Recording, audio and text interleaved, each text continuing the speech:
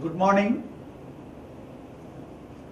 Today we will be starting a new topic that is based on friction.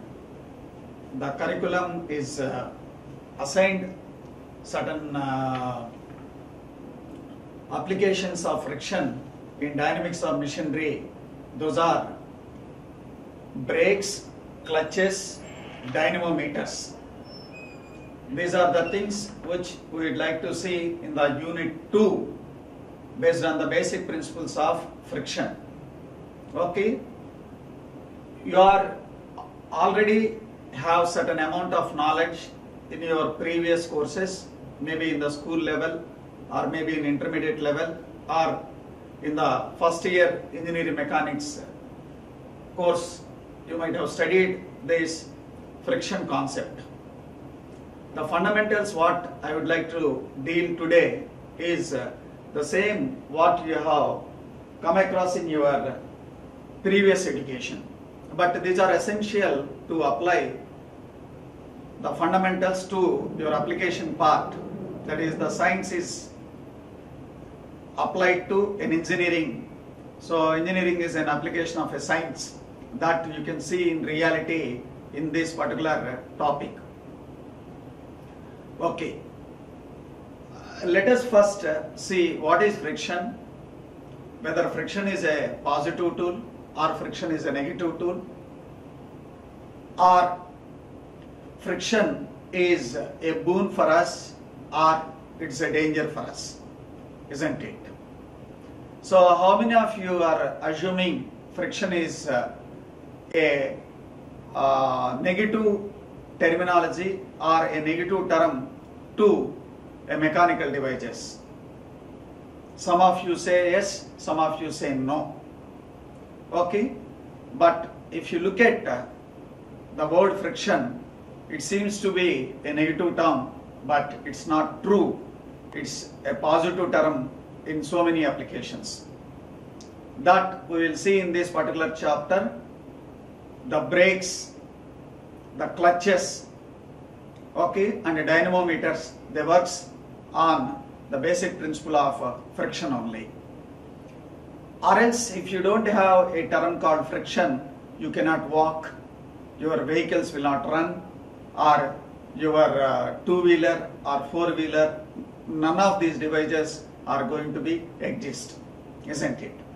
So now, let us see first what is friction. Okay, what is friction? How we can define the word friction. So you are all aware of it. If a body is kept on certain surface, the body will not move its own, isn't it? It is according to the Newton's first law or the Newton's inertia principle. A body will not move on its own. Definitely the body is moved from its position by applying a force, isn't it? So when you apply a force on a body, the body tries to move. Okay, at the same time there will be an opposing force that exists which causes the resistance or which opposes the motion of the body. That is what we call force of friction. Okay, so you can see when a body slides over another, the motion is resisted by a force which is called force of friction. Okay, then how this friction terminology can be further extended and what is its nature, that we will see. So the force of friction is always in a direction opposite to the direction of moving of the body. That means, suppose if the body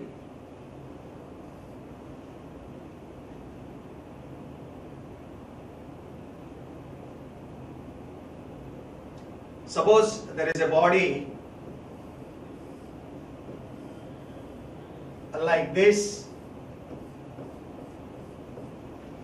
with a self weight of W. Okay, so if this body is allowed to move by applying a force like this. So this force is causing a motion to this body, that is, it moves in this new position. So the movement here, the displacement is in this direction, then the force of friction is in the opposite direction. So you can see here the body slides over a ground surface and that body is moving in this direction and the displacement is represented by delta. Then a force which acts in the opposite direction of the applied force is nothing but the force of friction. This is what we have written. Force of friction on a body is parallel to the sliding surfaces and it acts in the direction opposite to that of the sliding body. Here the body is sliding like this, then the opposing force is the frictional force in the opposite direction and parallel to the direction of the body. Okay, then you can see there are some of the practical cases where we intentionally try to minimize this force of friction so that the power loss will be less. Take an example of journal bearings. Okay, take an example of a piston and cylinder assembly, or take an example of a sliding block or a machine tool carriage over the guideways. In all these cases, we intentionally tries to minimize the friction, otherwise the amount of the power that you are going to lose is more. So there are certain occasions where we invite the friction, there are certain occasions where we try to minimize the friction. So it is not simply either friction is a negative term or friction is a positive term. It depends on the application where you require minimum friction, where we require maximum friction. Suppose you want to apply a brake suddenly. So suppose your brake shoes doesn't have enough amount of the friction, then you won't get that operation. At the same time, clutch. So clutch is a device which works on the principle of friction only. Suppose if the friction is less in the clutch plates, then the amount of the power transmitted is not maximum, or efficiency of the system is less. So like clutches, like belts, like brakes, where we invite more amount of the friction. Okay, so we will see some of the basic considerations and what is basic conditions of the friction and what are the different types of frictions we can categorize based upon the lubricant film that is available. So there are three types of friction. We define one is dry friction, okay, and the second one is skin or greasy friction, and the third one is film or viscous friction. These are the three types: dry friction, skin friction, or also called as a greasy friction, and the third one is film or viscous friction.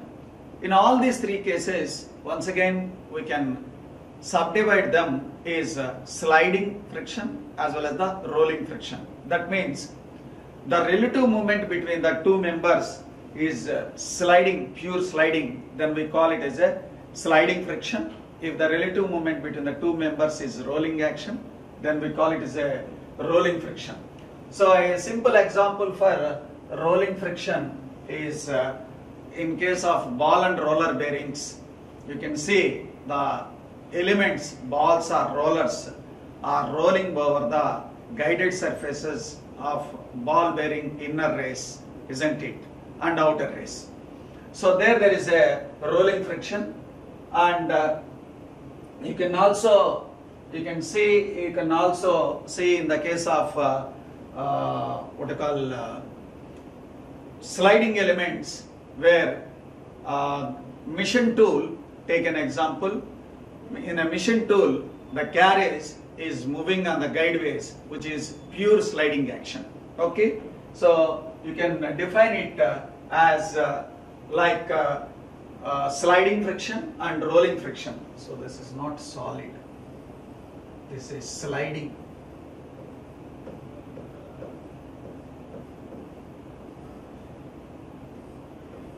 Sliding friction and rolling friction. Sliding friction and rolling friction.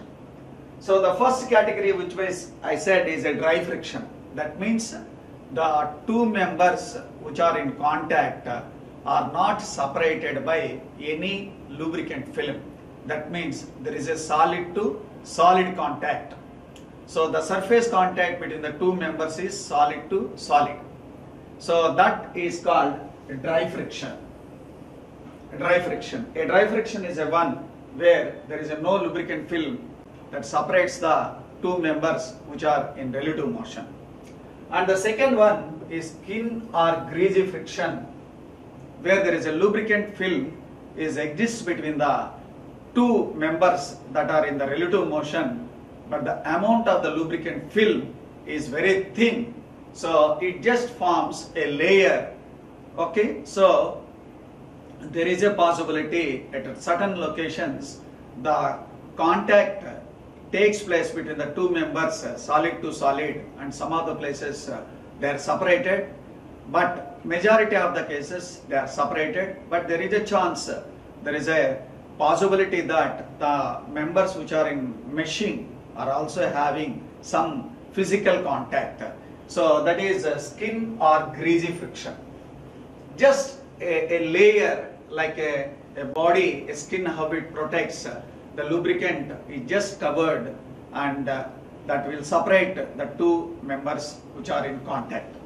The third one is film or viscous friction.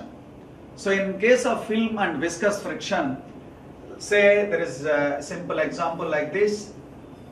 This is a body and this is a ground surface.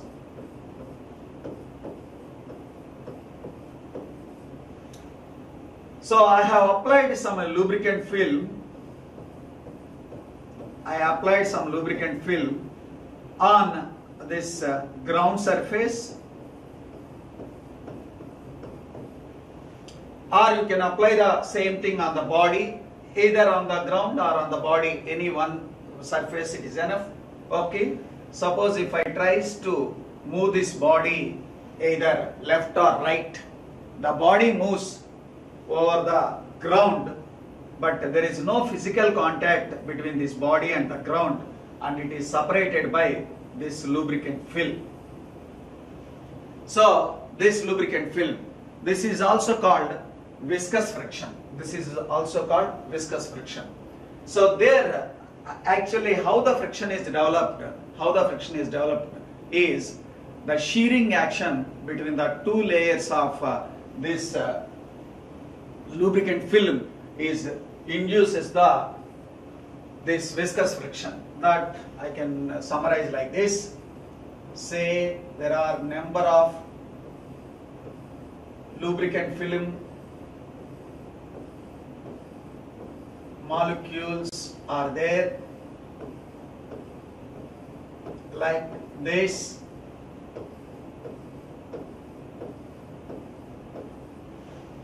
So if there is a body here and this is the ground surface, so if this body is moving, that means some of these lubricant film atoms will carry over this, and then some of them will be on this. So there will be a pure shearing that it takes place over the layers of atoms of the lubricant film. That causes a friction which is called viscous friction or film friction. If you look at the magnitude of these dry friction, skin friction and film or viscous friction, the amount of the friction is relatively very less in case of film friction or viscous friction, and it is more in case of dry friction. It is intermittent in case of skin or greasy friction. So maximum friction is in dry friction and minimum is in the film friction, and in skin or greasy friction it is in intermittent element. Okay, then we'll see what are the rules or what are the general characteristics that a solid friction, okay, will have. Let us see the solid friction, force of solid friction. So this solid friction is directly proportional to the normal reaction between the two surfaces. So what is this normal reaction? Let us see. Say there is a body.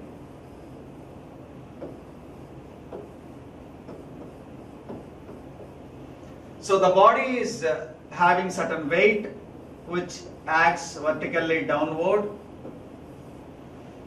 Then there will be opposite force which acts in this direction, which is called normal reaction, Rn.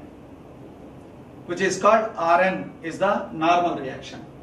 So as we have seen, we have stated the force of solid friction is directly proportional to the normal reaction. That means your force of friction is proportional to Rn. That is the normal reaction. Okay. Then this is already we have stated in the previous slide discussion.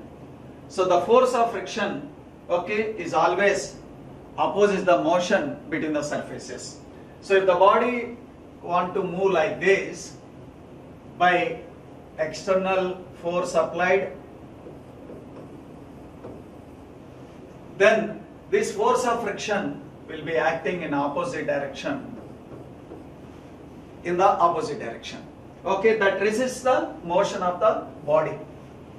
Okay, and one more thing, it is also depends upon the materials of the two surfaces.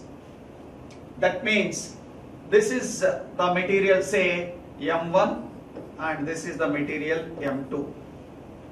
Say if you take same size of another body with a material of M3, and if you take another ground surface with another material of M4, then the friction between M1 and M2 is not same as friction between M3 and M4. Or if you change any one of the parameters, any one of these, like M1, M4 or M3, M2, like this, there will be change of friction. So it is depends on the material of the two surfaces. And finally, it is independent of area of contact. So how much area it is in contact, it is not dependent, it is independent. So for the solid friction, you can state like the frictional force is proportional to normal force, and the frictional force is opposing the motion of the body, and the frictional force is a function of the two surfaces, and finally it is independent of area of the contact. Okay, then so we'll discuss three cases, that is body is at rest and body is moving up the plane and body is moving down the plane. These are the three cases. First we will see to find out what is the force of friction. So an inclined plane. So you are aware of in your first year mechanics, in the friction concept, okay, there is an inclined plane. So say this is an angle of alpha. That means your ground is, let us assume, an inclined one with horizontal. Your ground surface is, this is my ground surface, let us assume, and this is my horizontal axis where angle theta is equal to 0. So now let me take a body is kept on an inclined plane, then what are the forces acting in it, and what is the amount of the force required to move down the plane, or what is the limiting angle that the body can rest at that plane. So if I show a body like this,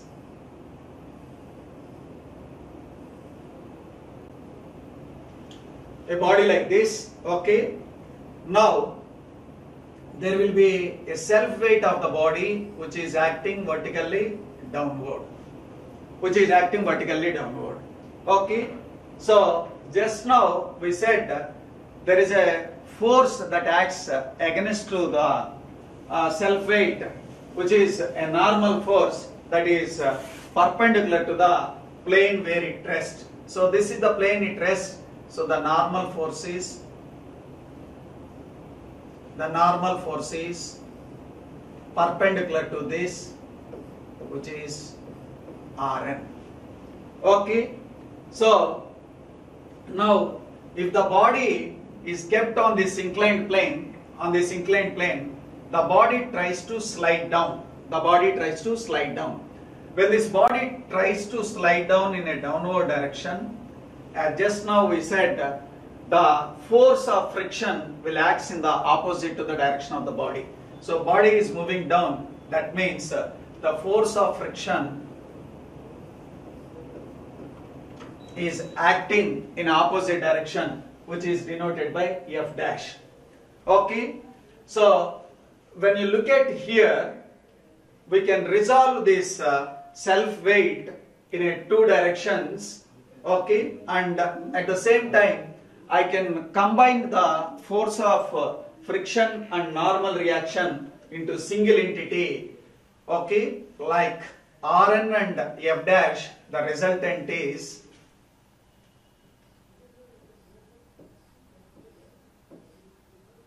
R. Okay, so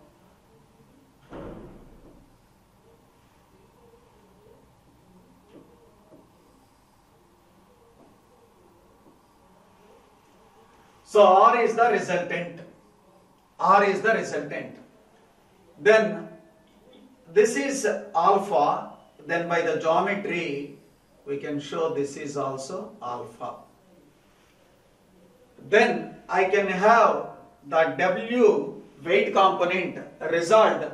One is parallel to the plane. So if this is W, okay, then this component W sin alpha and this component will becomes W cos alpha. So what I did ultimately, I made the resultant of frictional force F dash and Rn into a single entity R. So F dash and Rn is converted into a single entity called R. Then I have resolved the weight parallel to the plane and perpendicular to the plane. That is W sin alpha and W cos alpha, isn't it? So you can see here, by simply we can write the other way, like W sin alpha from the equilibrium is F dash and W cos alpha is Rn. So this is what I have written. From the equilibrium condition we can write W sin alpha is equal to F dash and W cos alpha is equal to Rn. So this angle of inclination of the plane, suppose if I increase, that means I further increase. If I further increase, then the body will slides down okay, on its own. So without applying an external force. Here I said body is at rest. Initially the body is at rest, it is not moving, but it tries to move in a downward direction, okay. So with its own weight, so when the body tries to move, that is nothing but you can write where W sin alpha is F dash, okay, and what is F dash? F dash is the frictional force, which is mu Rn. What is Rn? Rn is W cos alpha. So I can write W sin alpha is equal to mu W cos alpha. So W get cancelled. Then I can write sin alpha by cos alpha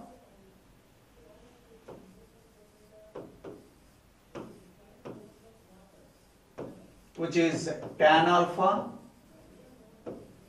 which is equal to mu, which is mu. So it is also expressed tan phi. So we can write tan alpha is equal to tan phi, then alpha is equal to phi. Alpha is equal to phi. That is what you can see. So this is the maximum angle that you can move the body so that the weight will slides down with its own weight, isn't it? Here you can see the body is moving with its own weight. So that is what we call the angle of repose or limiting angle of friction. That is what we call angle of repose or limiting angle of friction. That means if this inclined plane is increased its angle beyond this, that alpha, if is greater than phi, then there is no external force is required to move the body down the plane. That means the self weight which is there will give you a necessary equations like this. There is no external force required. Okay. So I will summarize what we have discussed in today's lecture, and in the next lecture we will take two cases. That is, in the first case I have covered today body at rest. The two next cases are like if the body is moving up the plane, and the third case is when the body is moving down the plane. So when it is up the plane, what is the force required? When it is moving down, what is the force required? That we will see, and then we will find out what is the efficiency of an inclined plane when a body is moving up or when a body is moving down. So we will summarize in just 2 minutes the summary part, like what is friction,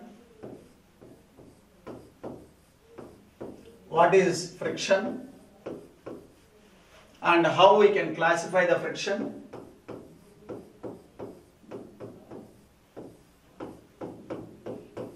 then its applications,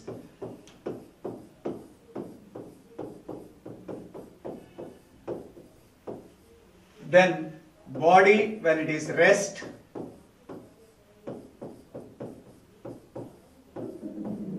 when the body is at rest, what is the limiting condition. So let us first see a friction in nutshell. Friction is nothing but it is a force opposing the movement of the body. Okay. So when a body moves in a particular direction, in an opposite to that direction, there will be a force develops. That force is nothing but frictional force. So the frictional force is not at all a negative term. It is positive in some cases and it is negative in some cases. So intentionally we increase the magnitude of friction, like in the applications brakes, clutches, okay, and even in your screw jack also a friction is required. So, and similar, the friction is going to be reduced to improve your efficiency of the systems like bearings, where there is a sliding motion or a rolling motion, which supports the machine elements, like in case of your machine tool carriage, where the carriage is moving on the guideways. In all these cases, intentionally we would like to reduce the magnitude of the friction so that the power loss will be less. Then how we can distinguish different types of friction? That is, there are two types of friction we can say. That is, one is sliding friction and another one is a rolling friction. That is, the relative motion between the two members is pure sliding, then we call sliding friction. If it is rolling, that is like a ball in a ball bearing or a roller in a roller bearing or a wheel on a cylindrical surface moving, that comes under the rolling friction. And based upon the lubricant that separates the two surfaces, we call three different types. First one is a dry friction, where there is no lubricant film. The second one is skin or greasy friction, where the lubricant is just a thin layer which separates the two bodies. The third one is viscous friction or film friction, where the two surfaces are completely separated by a lubricant and the friction is developed, the shearing action between the layers of the lubricant film, not due to the members which are in meshing.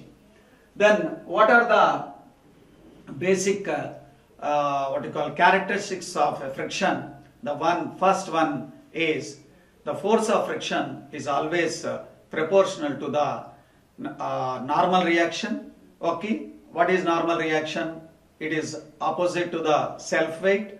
Okay, so that is a normal reaction is directly proportional to the force of friction. The second one is the force of friction is always parallel to the movement of the body, and the third one is the force of friction is dependent on the two mating surfaces, and finally this force of friction is independent of areas of the mating surfaces. Okay, and finally what we discussed, when the body is at rest, what is angle of repose? So angle of repose is nothing but, this is the minimum angle where the body will slide over the inclined plane without applying an external force. It will slides down without any external force. That is what we have concluded. Say there is an inclined plane where there is a body. So if this inclination, certain extent the body will not move, but if you increase this inclination, like increasing like this, there is a limiting case where this alpha crosses the frictional angle, then the body tries to move down with its own without an external force. That is what body is at rest. In the next lecture, we would like to discuss when the body is moving up the plane, when the body is moving down the plane, what is the force required to move up or to move down on an inclined plane. So that is very, very important. So based upon that, our all remaining category of the devices will work. Thank you.